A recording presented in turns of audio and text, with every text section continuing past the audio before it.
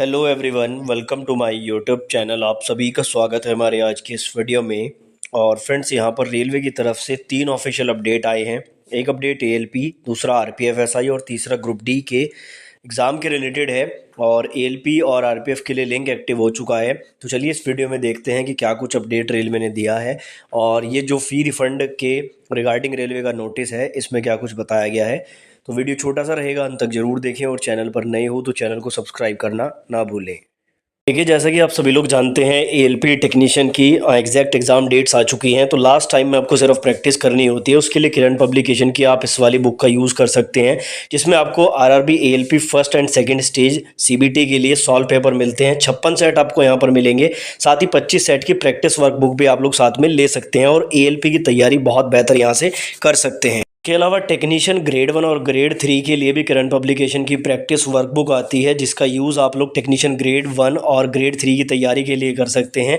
यहाँ पर भी टीसीएस का जो लेटेस्ट पैटर्न है उसके आधार पर प्रैक्टिस बुक तैयार की गई है, जिसमें बेसिक साइंस एंड इंजीनियरिंग की भी आपको एक बुक मिल जाती है। लास्ट टाइम में आपको सिर्फ प्रैक्टिस करनी होती है, तो इन बुक से आप लोग प्रैक्टिस ज़्यादा से ज़्यादा कर सकते हैं। ये बुक मार्केट में ईजिली अवेलेबल है, साथ ही डिस्क्रिप्शन में लिंक है, वहाँ से भी आप इनको परचेज कर सकते हैं। तो जो पहला अपडेट है वो आपका फ़ी रिफ़ंड को लेकर है। जैसा कि आप ये नोटिस स्क्रीन पर देख रहे हैं और 6 नवंबर 2024 आज ही की डेट का नोटिस है। बताया गया है कि परीक्षा शुल्क की वापसी, बैंक खाता विवरण अपडेट करने का अंतिम मौका। देखो, आपको मालूम है 2019 में ग्रुप डी के 1 लाख से ज़्यादा पदों पर वैकेंसी आई थी और उसी के रिगार्डिंग ये नोटिस इन्होंने जारी किया है। इसमें इन्होंने कहा है कि भाई इससे पहले भी 13/4/2023, 21/4/2023, 3/5/2023 और 25/4/2024 को भी नोटिस हमने पब्लिश किया, जिसमें फ़ी रिफ़ंड के लिए अपनी बैंक डिटेल्स अपडेट करने का मौका छात्रों को दिया गया। लेकिन उसके बावजूद भी बहुत सारे स्टूडेंट अपने बैंक विवरण को नहीं भर पाए हैं और बहुत सारे स्टूडेंट का रिफ़ंड अभी तक नहीं हुआ है। तो इस मामले में रेलवे ईमानदारी दिखा रहा है और रेलवे का कहना है कि जिनका भी फ़ी रिफ़ंड नहीं हुआ है उनको हम फिर से मौका दे रहे हैं।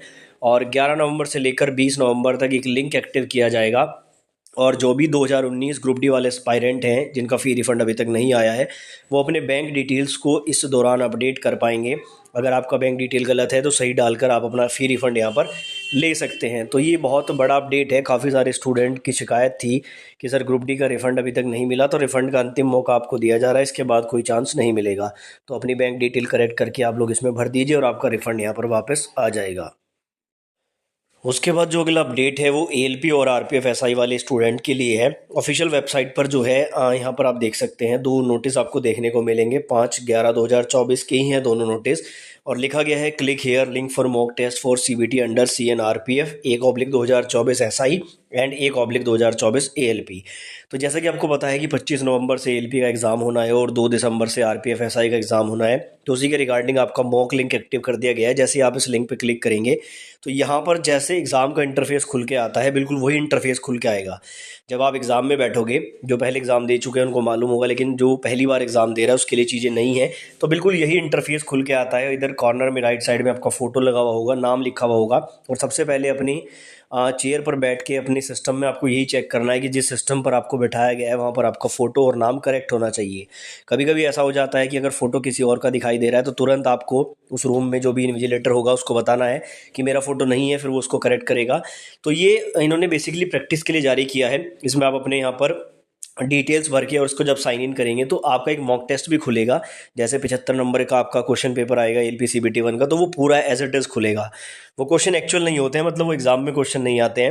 एक स्टूडेंट ने मुझे कमेंट भी किया था कि सर ये जो इसमें मॉक टेस्ट खुल रहा है ये पुराना एनटीपीसी वाला है, तो उससे कोई दिक्कत नहीं है। वो सिर्फ आपको दिखाने के लिए है कि कैसे आपको अपने क्वेश्चन को सेव करना है, कैसे नेक्स्ट करना है। कई बार ऐसा भी हो जाता है कुछ नए कैंडिडेट के साथ, वो क्वेश्चंस के आंसर टिक तो कर देते हैं बट उनको सेव नहीं करते।